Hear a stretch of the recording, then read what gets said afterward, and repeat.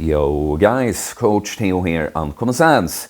Let's talk about where to start with your weight loss when you finally decided that, you know what, I'm done being fat, I'm done carrying around all this extra lard that's quite literally weighing me down, causing me diabetes, heart disease and many other problems in the process, and quite frankly, looks like exactly what it is, not good. Doesn't look good at all, it isn't good, and I'm sick of it. So I'm gonna give you some ideas of where you specifically should start with your weight loss, but I was inspired to do this video by a comment I just got, because it reminded me of other comments and questions I've gotten in the past.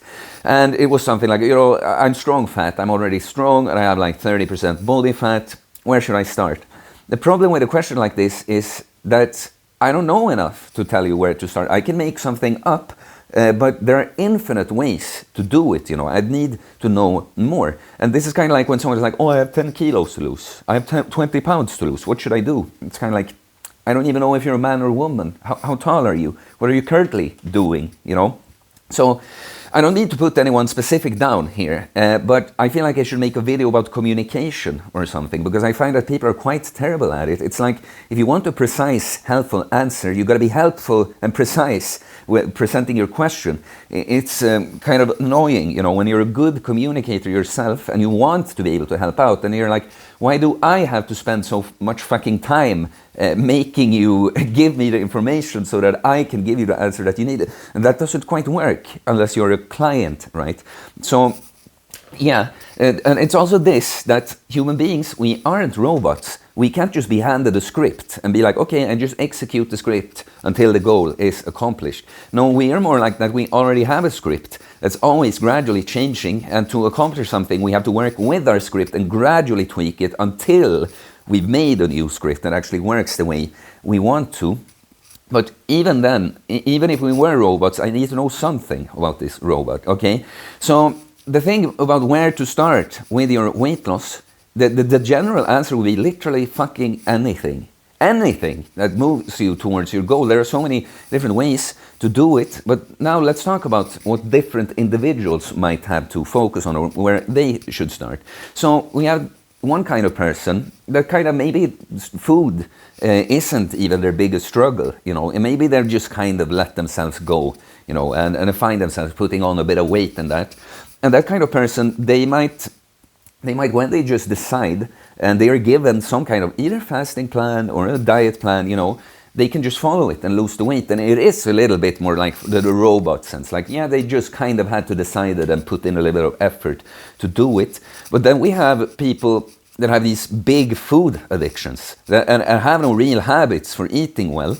And if they try to go on any diet and fasting, they might do it a little bit, finish one fast, eat well a few days, but then just start eating crap again, you know. So that kind of person might actually should maybe not even focus on losing the weight first. Maybe they should start with just improve your diet. Don't think of a weight loss, think about health. Think about improving your diet, come up with some healthy meals that you eat. Start going to the gym, you know.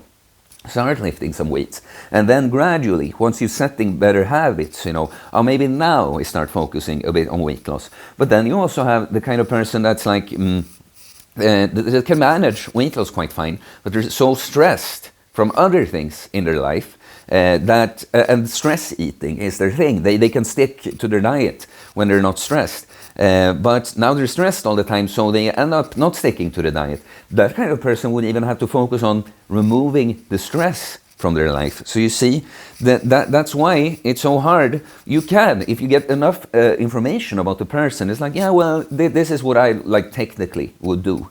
And of course that can be helpful.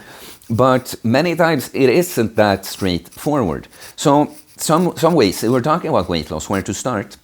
Well, for some, do you know that the average person that's kind of just skinny fat, you know, a little bit too much fat, a little bit too much muscle, they would probably achieve the body they're looking for by not even totally focusing on losing weight, but just eating healthy food, eating high protein, a lot of protein with each meal, and starting to resistance train, lift weights in the gym, progressively overload there. And their fat would go down and their muscle would go up.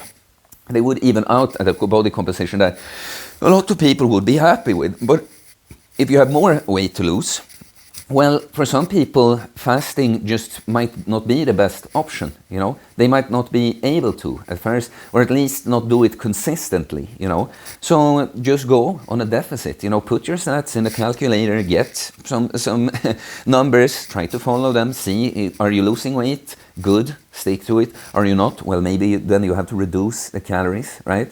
For someone that actually is looking to get serious about not just losing weight but removing food addiction, I would suggest one of my routines with a weekly fast, the 60-hour fast that I suggest. When you typically, it would be fasting from Sunday evening till Wednesday morning or lunch-ish, you know, because then you get weight loss from the fast. You also get the food addiction reversal effects, you know, resynthesizing the taste buds connected to dopamine, you know, so that you, but both from the fasting, your insulin sensitivity gets better, you're not going to have get hungry as often, it's not going to be as big of a deal, and you're going to enjoy regular whole foods more.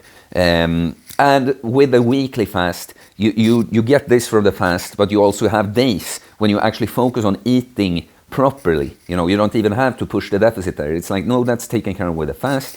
Get my food reversal benefits as well, and now I focus on eating like a normal person and training, you know.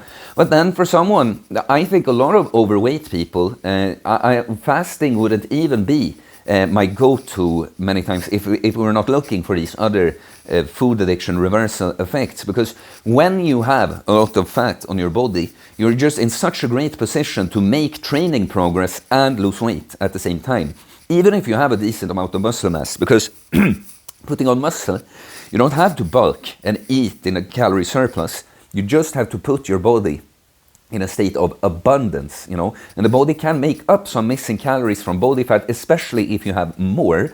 So you can bulk on your own body fat, in a sense, when you are carrying around a lot of fat. I know that's what I would like to do. If I, you know, I play with ideas sometimes of putting on a lot of weight just to lose it, you know, show it. You know, if I could just snap my fingers and get there, I would. But putting on the weight just seems like a problem. But of course, there would be an idea to just fast very aggressively to just see how fast can I do it. But how I'd like to do it would be in this way. I say, no, I eat daily in a deficit because I can train more often. The fasting kind of gets in the way of training too often, you know, and not that you can't train combined with fasting as well. I have a plan for how I do that on that 60-hour fast per week routine, but training is just going to be better if you're eating protein every day. So that's what I'd like to do a lot of. That's when I would start if I magically gain like 20 kilos.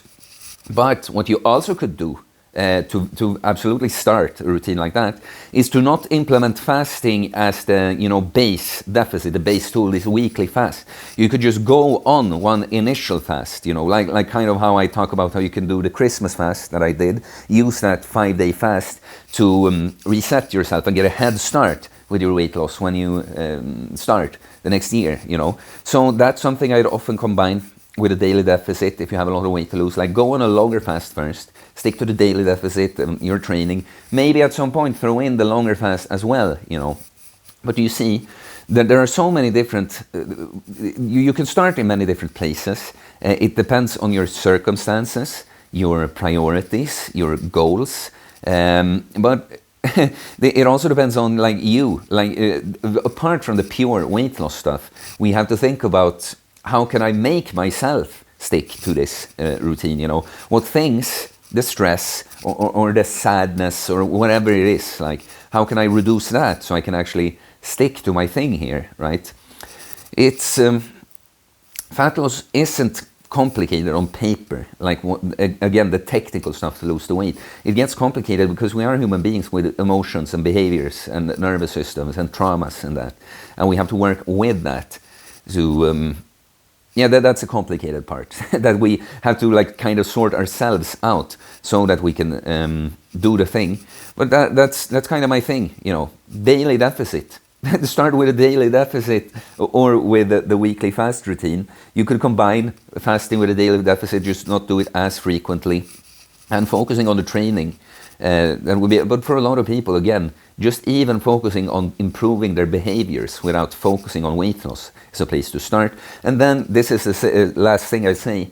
that I always hammer down, I want people to understand with training too, the progressive overload, progression. You just need to be thinking about progression. Start somewhere and then think, how can I make progression from this point? In the gym, the most straightforward way is often to add weight or reps to what you're doing, but there are different ways you can do it. You can change up your form. You can make the exercise more challenging with the same weight and reps. And this, you just have this awareness that progress needs to take place. Same thing with the weight loss. Like just reducing calories or whatever might seem like the most obvious thing if your weight loss stalls. But sometimes it's kind of like, no more. I can't reduce more right now. I can't handle it right now. Maybe I can move more. Maybe I can walk more to further progress. So many things you can do. But start somewhere, progress from there, using the ideas I've just thrown at you. That's the thing. And so, of course, if you want to get more personal, and we can actually have more of a bit of a back and forth and focus more on the technical side and the psychology, by the way. But I have my coaching. Of course, you can DM me on Instagram or email me, and I'll let you know about my different options for that. And like and comment, by the way, and consider becoming a member just to support me and my content. It's very much appreciated. Please subscribe for more content about fitness, fasting, losing weight, building muscles, self-improvement, stoicism, mental health, philosophy, spirituality, mindset. It is a mindset, guys. Just start somewhere and then progress from there. Peace.